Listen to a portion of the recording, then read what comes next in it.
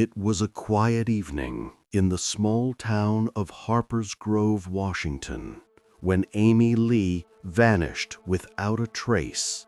No signs of struggle, no ransom notes, and no clear reason why a 28-year-old mother of two simply disappeared into thin air. The clock was ticking, and with every passing hour, the uncertainty and fear grew. What really happened to Amy Lee that night, and why did it feel like the whole town was holding its breath? Before we break down this unbelievable case step by step, make sure to like and subscribe so more people can discover stories like this. Harper's Grove was never the kind of place you'd expect a mystery like this to unfold. Nestled against towering pines and overlooked by misty hills, it was the kind of town where everyone knew everyone. Amy Lee was, by all accounts, the heart of her community.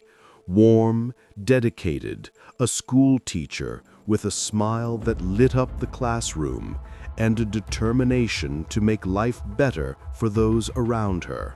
Her disappearance on that autumn night sent shockwaves far beyond the town limits. It sparked a search that drew in police, volunteers, and soon the nation's attention. Her case came to symbolize how fragile safety could be, even in the most familiar places. Amy's background was as grounded as her reputation. Born and raised in Harper's Grove, she was the eldest of 3 siblings. Her parents were teachers, and from a young age, Amy showed a natural compassion for children and learning. After college, she returned home to teach 5th grade, where she quickly became beloved not just for her teaching, but for organizing community events, after-school programs, and even fundraisers to help families in need. On the evening of October 14th, Amy left work later than usual, having stayed after hours to finish lesson plans. She sent a quick text to her husband, Mark, saying she'd be home soon, but she never arrived. Her car was found abandoned the next morning in a remote parking lot near the local hiking trails. Doors locked, purse and phone missing. Her 2 young children were at home with their grandfather, unaware anything was wrong. The timeline of events that night was pieced together from witness statements and surveillance footage. Amy was last seen by a colleague leaving the school around 7:30 p.m., walking towards her car. Several hikers reported seeing a woman matching Amy's description around 8 p.m. near the trailhead, but assumed she was simply out for a walk. By 9 a.m. the next day, when Amy hadn't shown up, Mark reported her missing. Police began combing the area immediately. But despite an extensive search involving canine units, drones, and helicopters, no trace of Amy was found. It was as though the earth had swallowed her whole. The investigation turned up little at first. There were no signs of forced entry at her home, and no recent disputes or threats that anyone knew about. Her phone records showed no suspicious calls or messages. However, one piece of evidence changed everything. A strange set of footprints discovered miles from Amy's car, near the edge of the forest, leading deeper into the woods. The prints were interrupted abruptly, as if whoever made them vanished suddenly. It was a chilling clue, but also a frustrating dead end. Witness accounts became conflicting as days passed. Some people spoke of a mysterious figure lurking near the trails around the same time. Descriptions varied wildly, fueling rumors that ranged from the plausible to the bizarre. Police theorized it might have been a predator, but no known suspects fit the pattern exactly. Then came the first major twist. A woman who had been hospitalized for a psychiatric disorder claimed she had seen Amy in a nearby town days after the disappearance. This sparked hope, but also confusion. Was Amy in danger, or was this a case of mistaken identity? The woman's account couldn't be verified, yet it kept investigators from closing the case.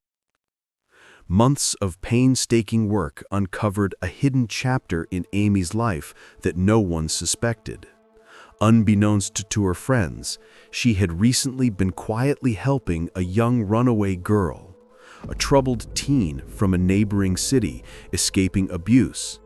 This revelation opened a new line of inquiry into the kind of dangers Amy might have encountered.